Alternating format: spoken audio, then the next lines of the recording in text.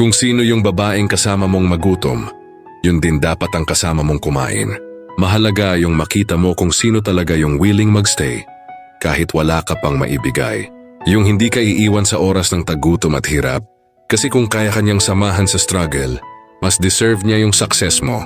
Minsan kasi madali lang sumama kapag masaya at maginhawa ang buhay, pero ang tunay na pagmamahal nasusukat sa mga panahong halos wala na kayong makain pero magkasama pa rin kayo.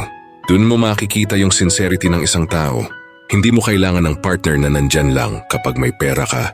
Ang kailangan mo yung marunong makontento at marunong dumiskarte kasama ka.